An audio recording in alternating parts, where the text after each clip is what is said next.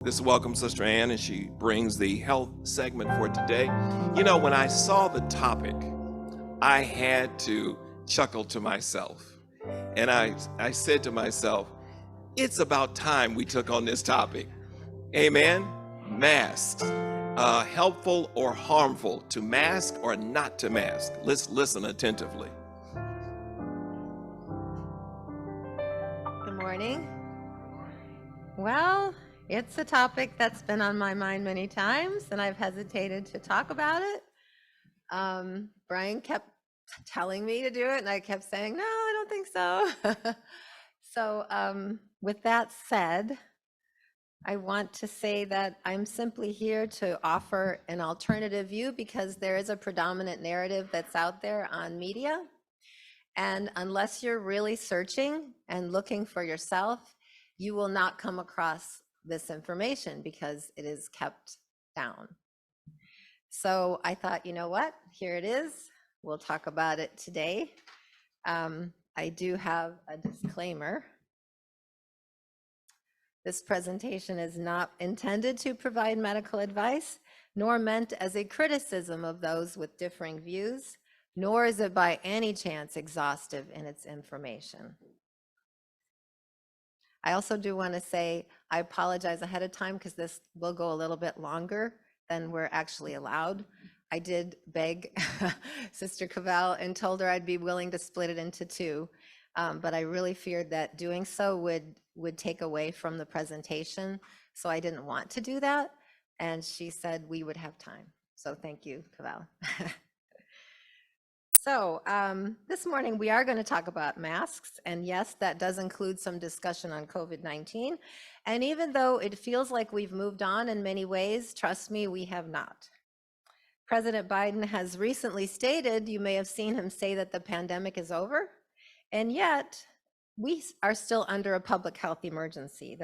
So it's clear that the administration does not really mean that the pandemic is over. The federal public health emergency was declared in January of 2020 and has actually been renewed every 90 days since then. The latest public health extension is in effect through January 11, 2023. And we've been told that we will be given a 60-day notice when it will be canceled. So bottom line is we're still under a public health emergency.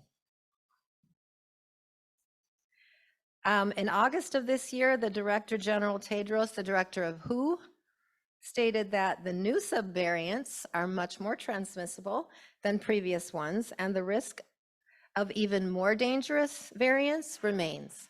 So he's telling us there, we're not out of the woods either. You may have heard that in October 14 of this year, there were a team of scientists in Boston University that released a study reporting that they had created a new version of SARS-CoV-2, one that's even worse, because it actually combines two features of the different existing strains. So the virulence and the transmissibility were boosted. Scientists and the public began to raise concerns about that. So this prompted the US to investigate whether the research followed protocols for these types of studies.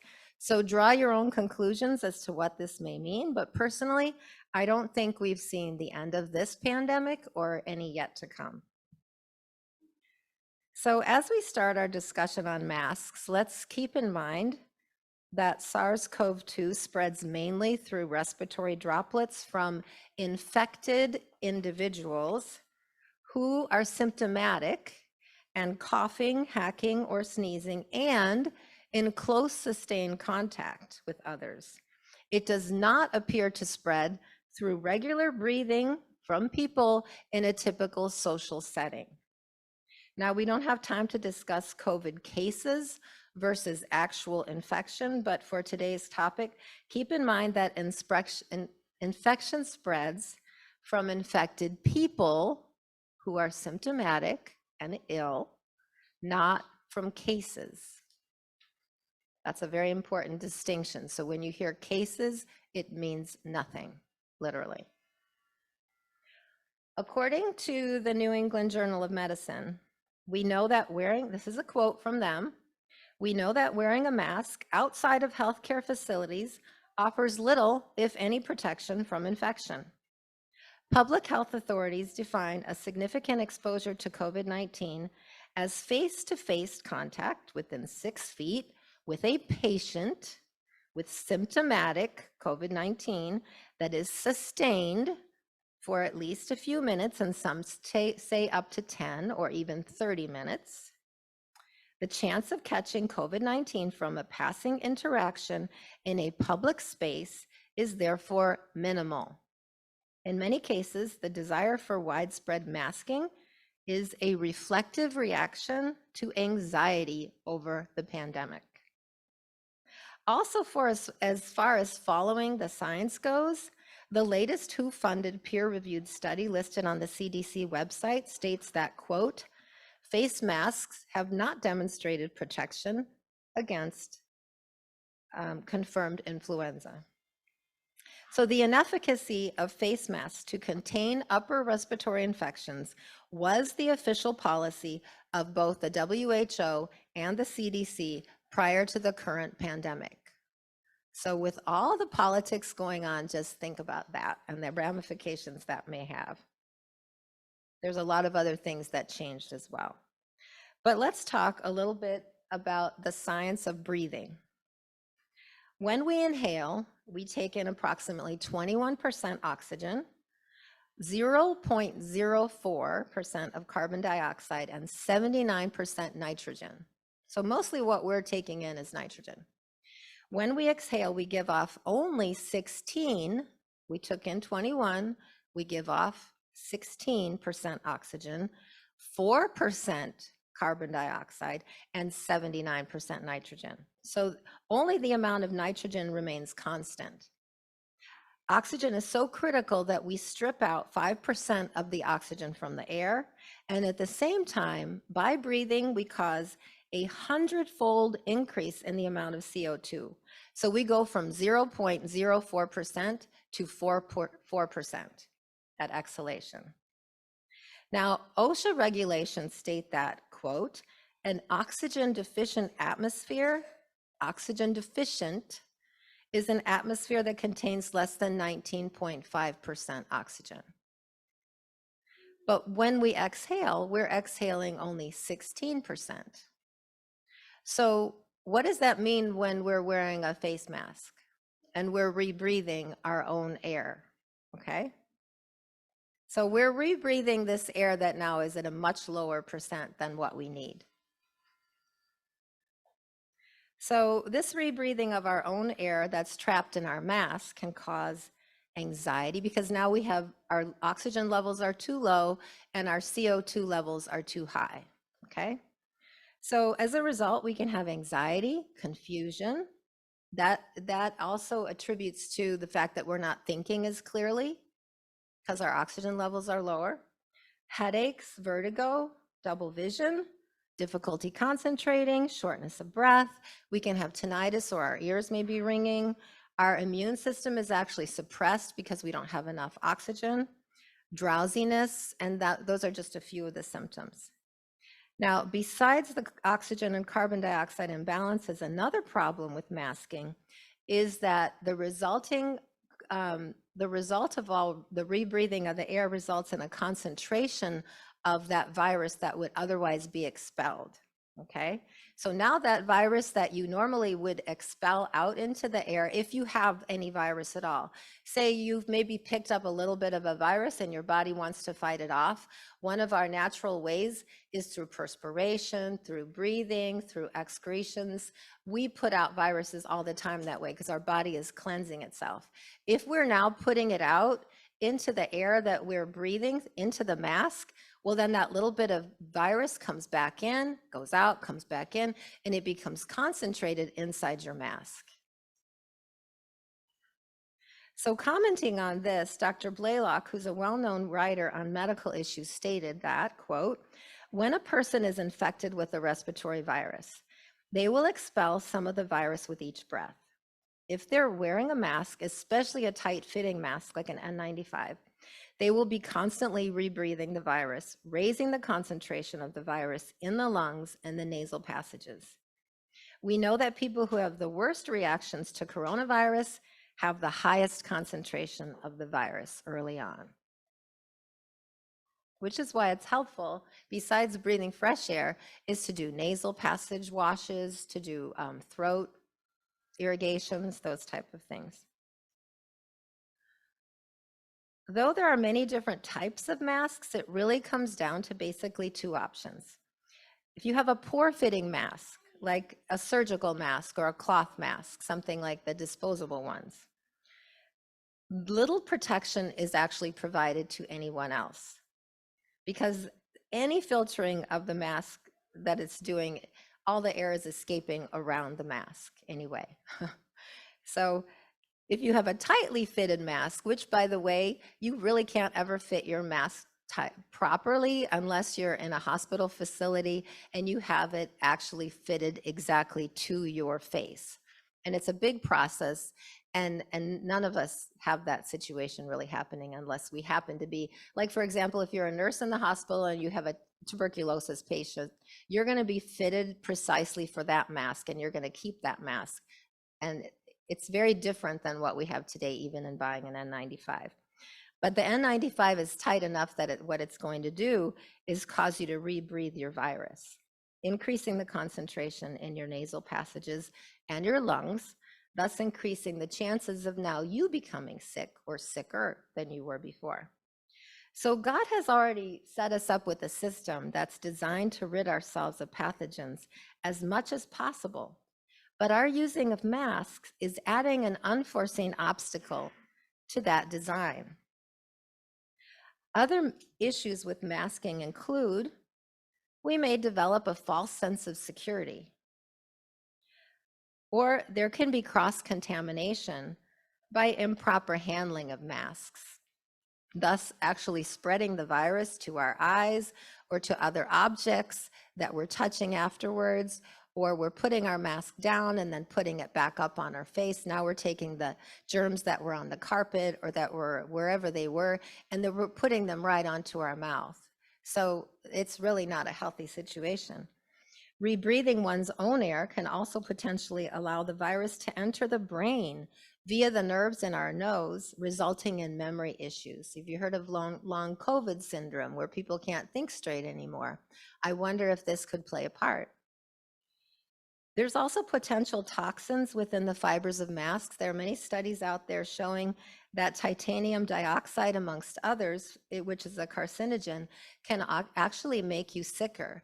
So these masks that are disposable, they have a lot of fibers within them, and we're now actually inhaling those fibers down into our lungs. There are also psychological consequences to masking, such as feeling isolated or frustrated, depressed, cut off from society, anxiety, anger, helplessness, hopelessness, not to mention the issues that are taking place with small children who aren't able to communicate properly or see facial expressions. They're not bonding the way they need to with their friends, their family members. They're not understanding things in school properly, and they're getting behind. There's also an element of dehumanization and subjugation that masking brings. We don't really have time to go into it, but there's a lot of information out there about the history of masking when it comes to slavery. It was not uncommon. It was a way of dehumanizing them. It was a way of keeping them from being able to communicate. And you also lose your personhood. You don't recognize yourself. Other people don't recognize who you are. So there's a psychological, I believe there's a psychological agenda. This is not necessarily for you to be healthy, but it is for you to stay in line and be in controlled. Mainstream media has recently begun discussing some of the alternative viewpoints, and some of the ones, including the ones that we're talking to today. And some social media platforms are doing the same. So you might be interested to know that YouTube has recently changed its policy for guidelines on reporting of masking. YouTube has been notorious for deplatforming anyone, along with Facebook and Twitter and all the rest of them, who was not in lockstep with the official narrative. But as of August 22, and we're using YouTube just as an example, now you may actually say, whereas before you would have been deplatformed, Now you can say that masks don't work, that masks do not play a role in preventing the contraction or transmission of COVID-19, that wearing a mask is dangerous or causes negative physical health effects. You can say that masking causes oxygen levels to drop to dangerous levels, that wearing a mask may give you COVID-19, and that wearing a mask may cause lung cancer or even brain damage.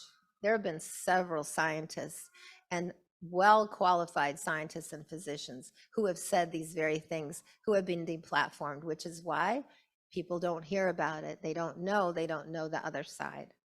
This is just one example of the ever-changing, conflicting, and confusing messaging that we've experienced in the last couple of years. Mostly, excuse me, many of you likely remember Dr. Fauci. In the beginning, he recommended that masks were not necessary. He then said they were. You know, things with COVID were changing all the time. We never knew what was going to come up from day to day.